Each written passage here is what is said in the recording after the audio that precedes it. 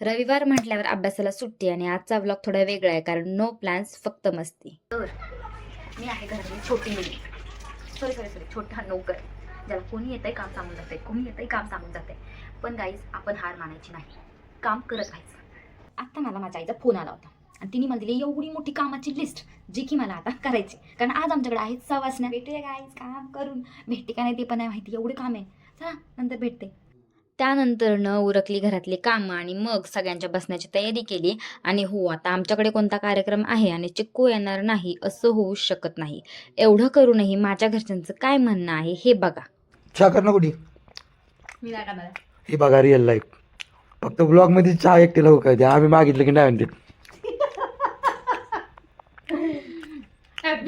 किती काम करू रील आणि रिअल आईने आठवण काढली की भैया जिवंत आहे, भैया वर बसलाय. मी आठवण काढली. मी काढला काय कोटरडे का बस त्याच्यासाठी बनवलंय का म्हणले ते बनवलंच होतं आधीच. माहिती गुडू गुडू चहा करते गुडू.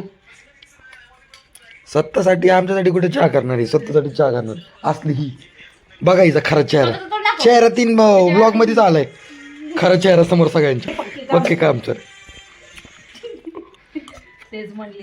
आणि जर हे जर कट झालं तर मी माझ्या मोबाईलमध्ये फिरवून घेऊन टाकणार माझ्या स्टोरीला. आणि रे गाईज तुम्ही रिपोर्ट करा, 2-3 जण आहेत ते पण.